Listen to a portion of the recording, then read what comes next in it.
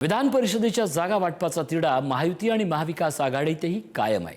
बहुतांशी जागांचे वाटप झालं असलं तरी 2-3 जागांवर रस्सीखेच सुरूच आहे। त्यातच काही मंत्री आणि नेत्यांची आपापल्या मुलांसाठी आणि निकटवर्तीयांसाठी फिल्डिंग जोरात सुरू आहे।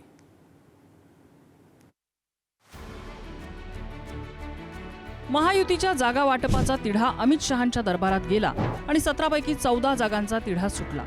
रायगड, पुणे, संभाजीनगर या 3 जागा सोडल्या तर उर्वरित जागांवर कोण लढणार हे स्पष्ट झालंय। सांगली, सातारा, कोल्हापूर, सोलापूर, अहिल्यानगर, जळगाव, नांदेड, धाराशिव, लातूर, बीड, नागपूर, भंडारा, गोंदिया, वर्धा, चंद्रपूर, गडचिरोली, अमरावती या 10 जागा भाजपला निश्चित मिळणार आहेत। ठाणे, नाशिक, यवतमाळ, परभणी, हिंगोली या 4 जागा, 3 जागांवरती तिढा आहे। रायगड, रत्नागिरी, सिंधुदुर्ग, पुणे, संभाजीनगर, जालना।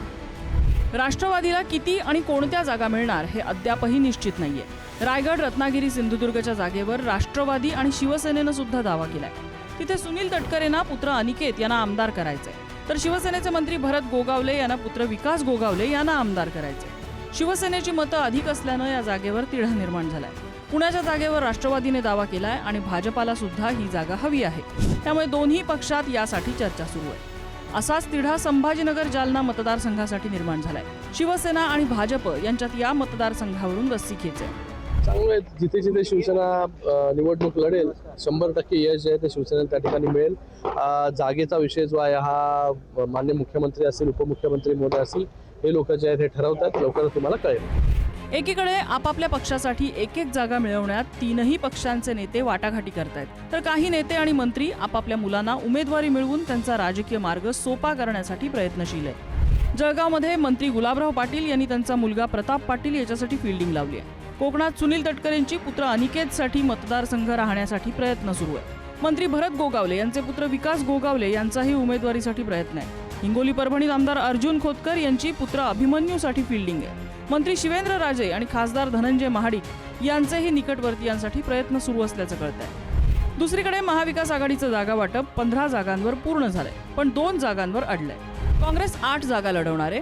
भंडारा, यवतमाळ, चंद्रपूर, अमरावती, अहिल्यानगर, सोलापूर, धाराशिव आणि नागपूर। तर ठाकरेंची शिवसेना रायगड, रत्नागिरी, सिंधुदुर्ग, जळगाव, परभणी, हिंगोली आणि संभाजीनगर या 4 जागा लढवणार। तर शरद पवारांची राष्ट्रवादी पुणे, ठाणे आणि सातारा, सांगली या जागी लढवणार आहे। नांदेड आणि नाशिक या 2 जागांवर महाविकास आघाडीतल्या 3ही पक्षांनी दावा केल्याने जागा वाटपात तिढा कायम आहे। या 17 पैकी 15 जागेवर आम्ही एकमताने आमचा उमेदवार जो आहे कोणाला जागा सोडायचा हा संदर्भामध्ये आम्ही निर्णय घेतला आहे।